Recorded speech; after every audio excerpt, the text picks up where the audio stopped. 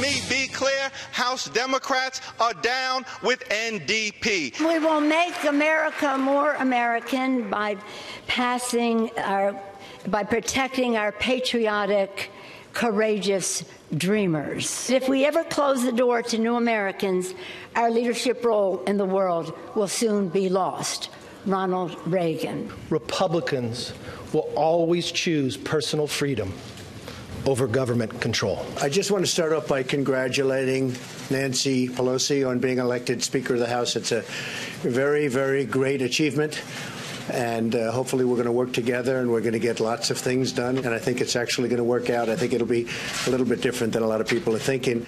A sampling of a big day here in Washington. Let's bring in our panel. Tom Rogan, commentary writer for the Washington Examiner, Molly Hemingway, senior editor at The Federalist, and Charles Lane, opinion writer for the Washington Post. By the way, I may have to interrupt you in a couple of moments because the new speaker is about to have a news conference on the Hill.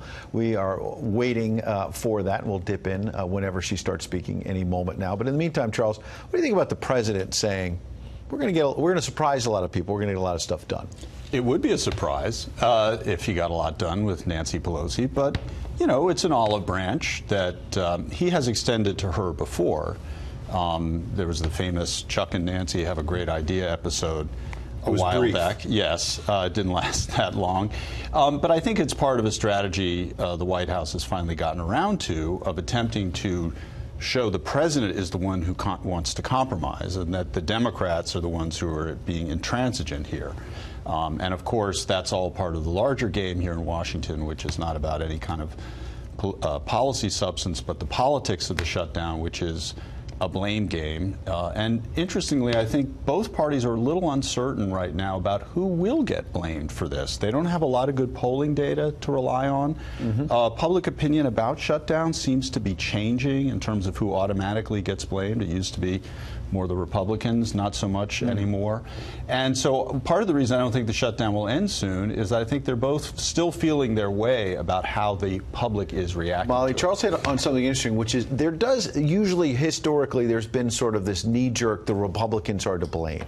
And in this case, it seems a little bit murkier. I think it all comes down to the word blame. You blame people for things that are bad. So whether you think the government being shut down is good or bad, if it's done for the sake of dealing with border security, says a lot about your position on this issue to begin with. The other issue is it's true that you see some electoral consequences for shutdowns. We're 2 years away from the next election. That's a really long time during which everyone will forget everything that's happening at this moment. So I do agree that it could be a long shutdown, and because it has to be long, because until there's actual pain, nobody seems to be coming to the table. And yet, Tom, today the president was tweeting that this shutdown is all about 2020. That might fit his narrative because, you know, when you hear Democrats saying that they keep saying that there are polls suggesting the public doesn't want the wall. In fact, this president ran on the wall in 2016, and whether they like it or not, he won.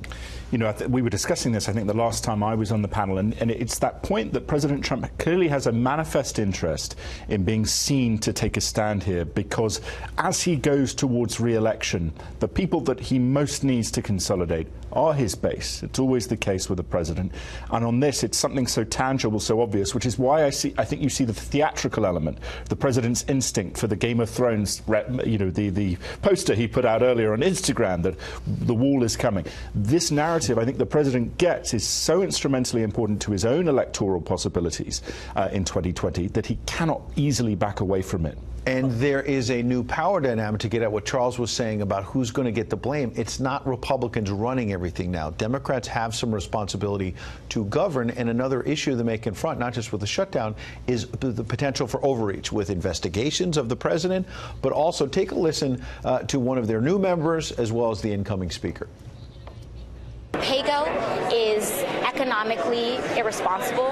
It doesn't mean that we should block an agenda. It doesn't mean that we should be obstructive. It doesn't mean that we should, it's not about defying leadership or defying the effort that's been put in the rules. But I think it's important that we have a conversation about why PAYGO should not be part of a Democratic agenda. Everything indicates that a president can be indicted after he is no longer president. Would Robert Mueller come back and say, I am seeking an indictment? I think that is an open discussion. Open discussion, she says, whether the president can be indicted. Let's pick that apart. Molly, you start with the spending issue that Alexandria Ocasio-Cortez. It's an arcane Washington budget fight, but basically she was saying we don't want PAYGO, which is spending cuts before you spend more money, like Medicare for all. That suggests this new Democratic majority wants to spend a whole lot of money. Right. It makes sense that Alexandria Ocasio-Cortez doesn't want that rule in place because she has a very aggressive, progressive agenda and doesn't want to be dealing with how to pay for it. But what I think is interesting is what this shows us about the very difficult situation that Nancy Pelosi is in. I mean, no one should count her out. Just the fact that she won this race again, even though you had so many people campaigning and promising that they wouldn't vote for her and then turning around and doing just that, voting for her, shows that she should not be counted out. But even more so than her previous time as Speaker, she is wrangling a very disparate coalition of people. And a lot of people came and voted for Democrats because they were suburban people who didn't want to vote for Trump. Are they going to be on board with a really aggressive, more socialistic agenda that is where the excitement of the Democratic base is? And how does Nancy Pelosi keep that in check? Usually heading into 2020, a new Speaker might want to steer a more centrist course, Charles, but also Molly makes a good point. I covered it when Nancy Pelosi was Speaker first time, and one of her lieutenants was Rahm Emanuel, who, as you know, was a moderate inside the Clinton White House and then in the House as well. School uniforms, and he wasn't out there on the left wing. He was trying to steer a moderate course. Yeah, but American politics have totally changed since then. You have the populist insurgencies in both parties, the rise of Bernie Sanders. All those old rules don't apply. I have to say, I think that the controversy about PAYGO is a little rich, considering that the Republican Party has just cut taxes by $1.5 trillion over 10 years with no attempt to pay for that. And I think part of the damage that's done by this sort of blowout of the deficit under a Republican administration, it gives the Democrats a license to say we don't care about the deficit either. Real quick, Tom, on the spending issue, because that's something you talked about, the base for the president. Well, his conservative base wants to see spending cuts here. And the Republicans were just running the House and Senate and didn't cut any spending. Yeah, and I think that's the reason that the Republican unity going into 2020 is going to have to be built around some measure of spending restraint, I think. The president wants the wall, but the infrastructure idea, the infrastructure spending with Democrats, I just don't see that coming because the Democrats are going to ask for too much. Although the wall at $5 billion, at least the down payment, is a very small part of the federal budget. Absolutely.